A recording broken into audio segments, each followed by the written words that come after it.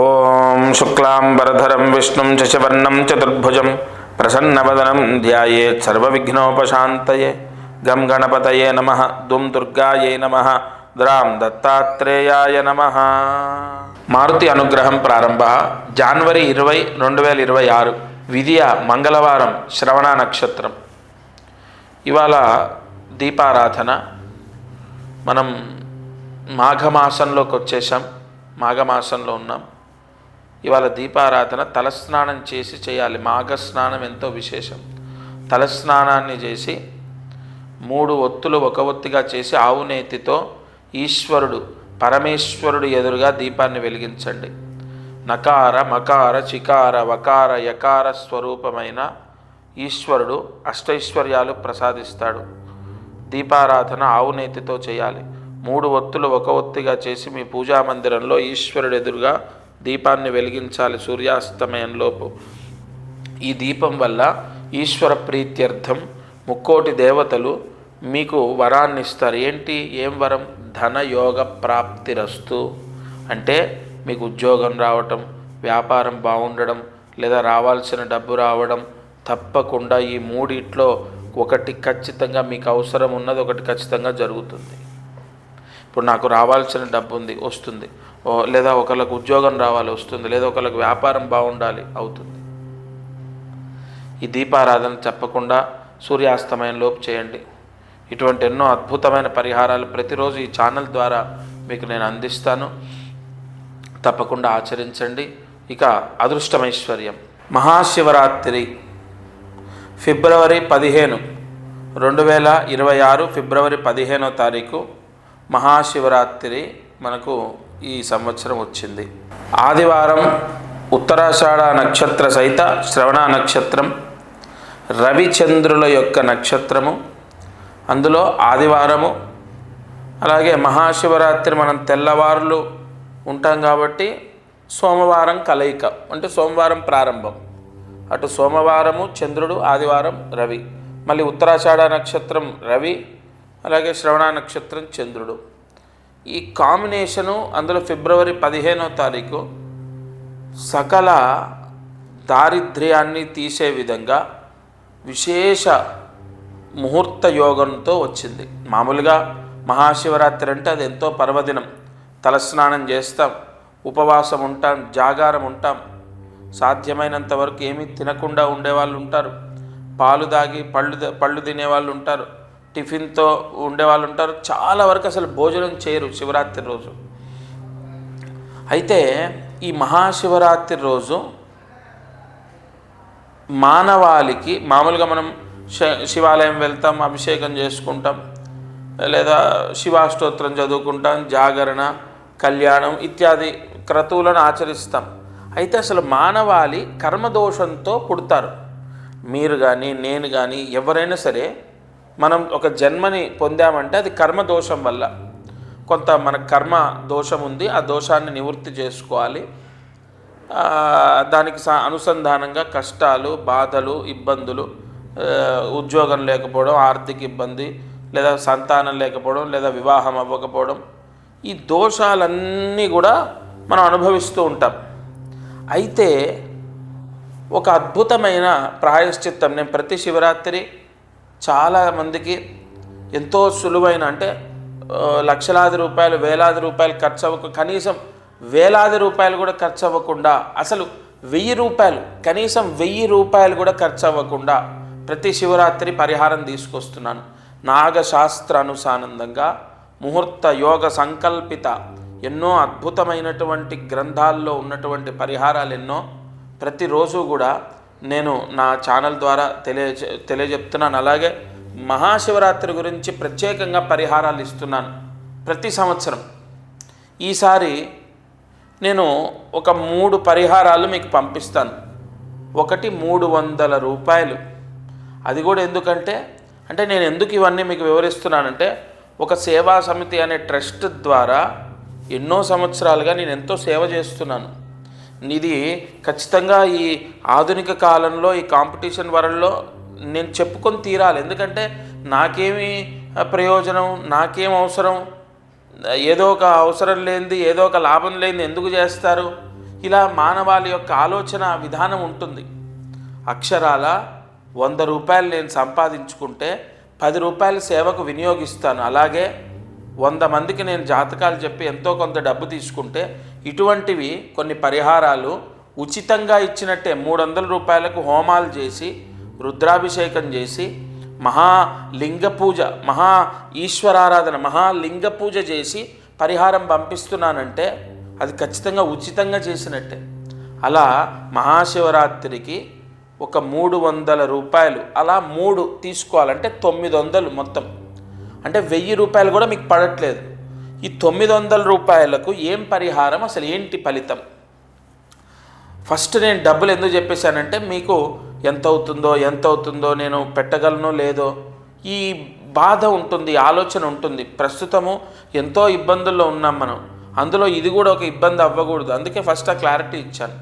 ఇక వినండి, ఇప్పుడు 3 పరిహారాలు పంపిస్తాను. శ్రీఫలము అని ఉంటుంది, మీకు అది అందరికీ కూడా తెలిసిందే. మీకు ఇక్కడ ఇమేజ్ కూడా డిస్ప్లే అవుతుంది చూడండి. ఈ శ్రీఫలం ఏకనారి అంటారు, శ్రీఫలం అంటారు, లక్ష్మీ ప్రీత్యర్థం అంటారు. మహాశివరాత్రి రోజు నేను 3 శ్రీఫలాలు అంటే ప్రతి ఒక్కరికి 3 పంపిస్తాను. ఎందుకంటే త్రిశక్తి యోగం అనేది దానికి నిక్షిప్తం చేసి మీకు పోస్టు ద్వారా పంపిస్తాను. ఒకటి, మీరు ఇంట్లో రాగి చెంబులో పెట్టి దాంట్లో నేను ఒక మంత్రం చెప్తాను. ఆ మంత్రాన్ని ఆ చెంబు నిండే అంతవరకు ఒక్కొక్క చెంచా నీళ్లు వేస్తూ ఉండాలి. శివుడికి అభిషేకం చేసినట్టుగా ఆ చెంబులో నేను మంత్రించి మీకు ఇచ్చినటువంటిది ఆ చెంబులో పెట్టి ఒక నీళ్లు ఇంకొక చెంబులో నీళ్లు తీసుకొని ఉద్ధరిణితో అంటే చెంచాతో ఆ మంత్రం ఆ చెంబు నిండేంతవరకు చదువుతూ వేయాలి. ఆ మంత్రం మీకు నేను చెప్తాను. రెండవది, బీరువాలో పెట్టాలి. ఎందుకంటే ఇవాళ చాలామందికి అప్పుల సమస్యలు ఉన్నాయి, ఆర్థిక ఇబ్బందులు ఉన్నాయి. అప్పుల సమస్యలు, ఆర్థిక సమస్యలు పోవడానికి ఉద్యోగ యోగం, ధనయోగానికి బీరువాలో పెట్టాలి. అలాగే ఈ చెంబులో పెట్టి అభిషేకం చేయడం ద్వారా నేను చెప్పిన మంత్రంతో ఆ ఇంట్లో వివాహం అవ్వడం, ఇల్లు కట్టుకోవడం, లేదా సంతానం కలగడం, లేదా ఎగ్జామ్ పాస్ అవ్వడం, బాగా చదువు రావడం, అంటే అంతా శుభయోగాలు. పెళ్ళి అవ్వటం, ఎగ్జామ్ పాస్ అవ్వడం, మంచి సీట్ రావడం, లేదా ఎగ్జామ్స్ ఏదైనా బ్యాక్లాగ్స్ ఉంటే ఎగ్జామ్స్ మిగిలిపోతే అవి క్లియర్ చేయటం, లేదు సొంత ఇల్లు కట్టుకోవడం, సంతాన యోగం, వివాహ యోగం ఇత్యాది యోగాలు. అలాగే బీరువాలో పెట్టినందుకు అప్పులు పోతాయి, ఆర్థిక ఇబ్బందులు పోతాయి, రావాల్సిన డబ్బు వస్తుంది, ఉద్యోగం వస్తుంది. ముఖ్యంగా వ్యాపారంలో నరదృష్టి పోతుంది, విపరీతంగా వ్యాపారంలో కలిసి వస్తుంది. ఈ శివరాత్రి నేను చెప్పిన పరిహారం చేసిన తర్వాత మీ కౌంటర్ పెరిగిందా లేదా, మీ అంటే గల్లపై అంటే మన ఇన్కమ్ పెరిగిందా లేదా మీకు ప్రత్యక్షంగా కనపడుతుంది. ఇక మూడవది ఒక ఎర్రటి బట్టలో ఒక బ్లౌజ్ పీస్లో కట్టి, మూడవది మీ ఇంటి ద్వారానికి లోపల భాగంలో కట్టాలి.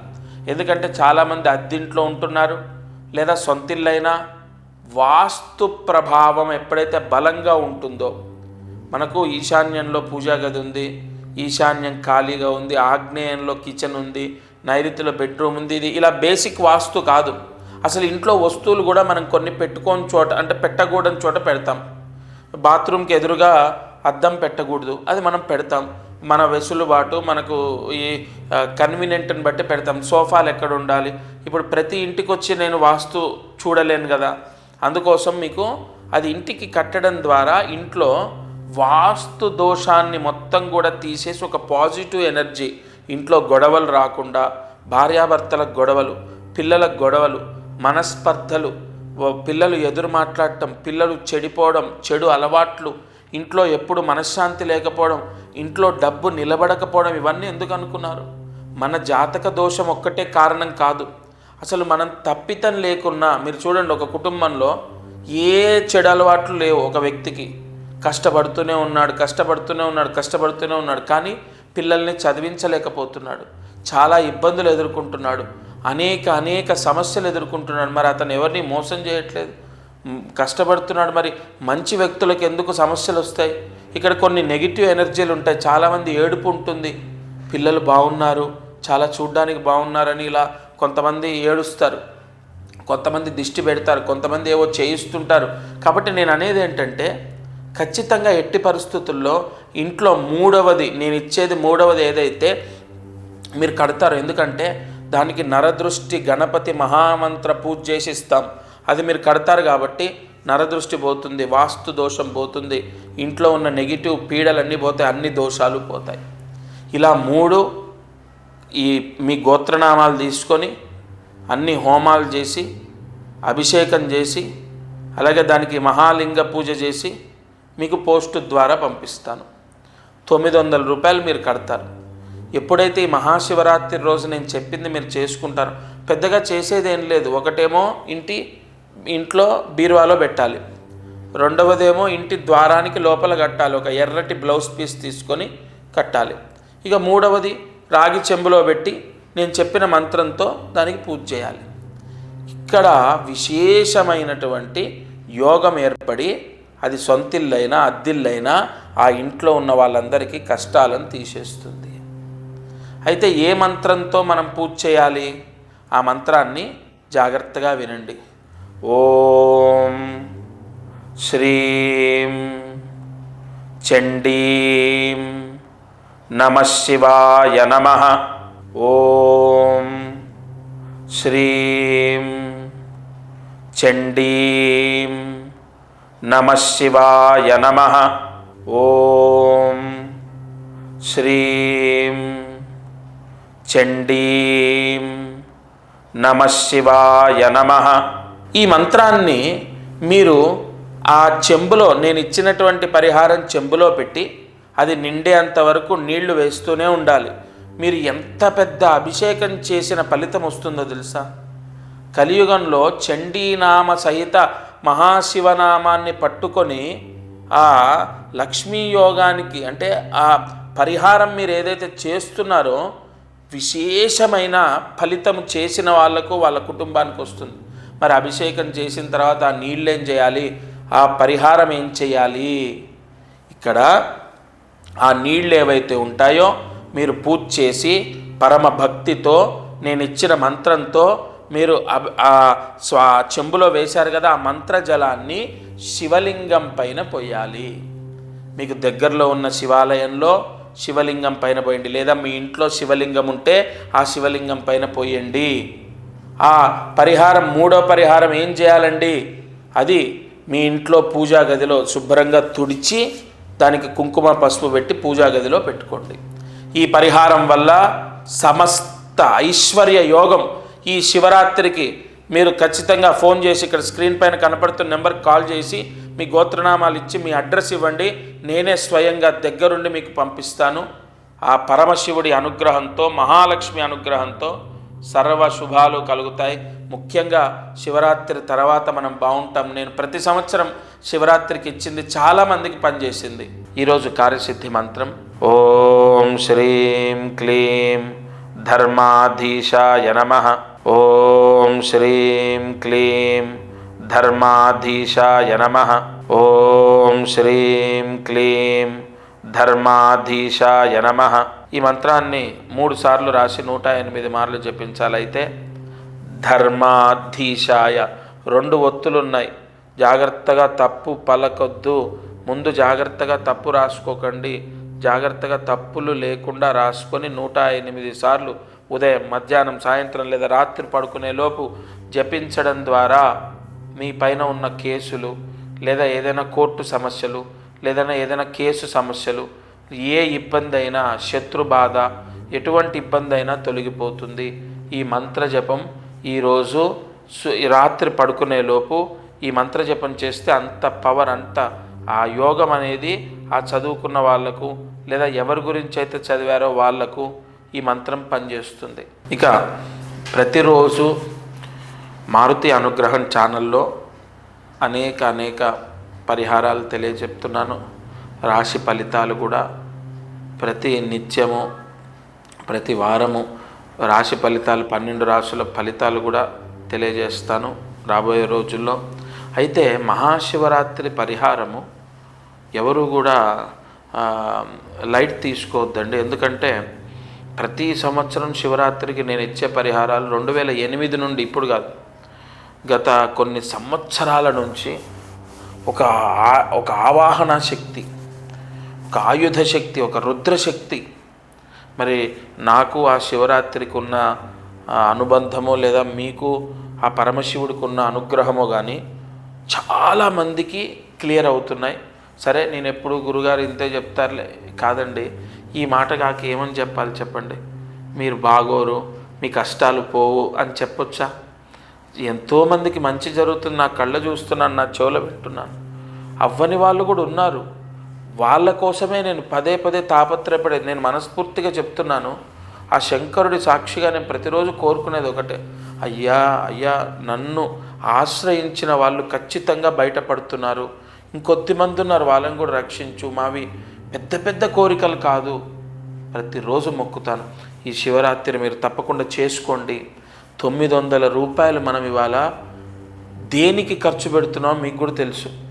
పుణ్యానికి, ఒక ప్రాయశ్చిత్తానికి, చాలా ఒక విశేషమైన పవిత్రమైన కార్యానికి. మనం ఎన్నో ఖర్చులు చేస్తామండి, తెలియక చేస్తాం, తెలిసి చేస్తాం, ఎన్నో పోగొడతాం, వృధా ఖర్చులు అవుతాయి.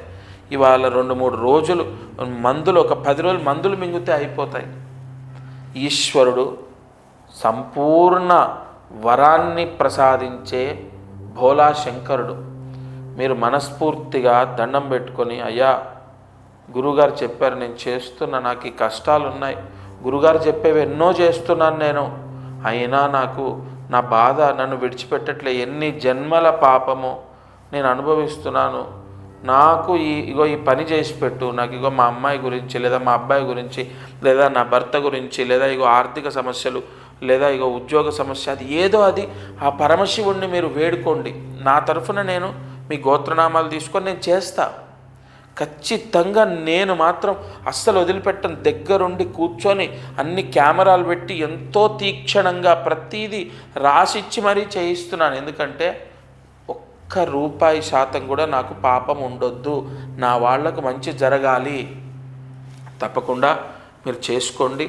ప్రతిరోజు ఇందులో నేను చెప్పే పరిహారాలు మిమ్మల్ని రక్షించాలని మనస్ఫూర్తిగా కోరుతున్నాను. పోస్టు ద్వారా పంపిస్తాను. శివరాత్రి రోజు ఏం చేయాలో మీకు చెప్తాం. శివరాత్రికి ముందుగానే అన్ని హడావిళ్ళు లేకుండా ముందుగానే తీసుకొని దగ్గర పెట్టుకోండి. అది ఏం చేయాలో చెప్తాను. శివరాత్రికి ముందు 4-5 రోజుల నుంచే మీకు ఏం చేయాలో మీకు చెప్పడం జరుగుతుంది. ఫోన్ చేస్తే మా వాళ్ళు చెప్తారు, మీకు ఎక్కడ ఇబ్బంది ఉండదు.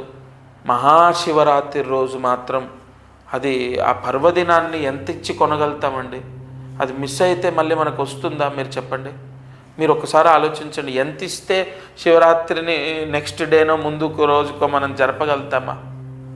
మన కష్టం పోవడానికి ఆ శంకరుడు మనల్ని అనుగ్రహించాలి. ప్రతి శివరాత్రి నేను వెతికి ఎన్నో పరిహారాలు పంపిస్తున్నాను. అవన్నీ సక్సెస్ అయ్యాయి, ఇది కూడా అవుతుంది. సర్వే జనా సుఖినో భవంతు. శ్రీ గురు దత్తార్పణమస్తు.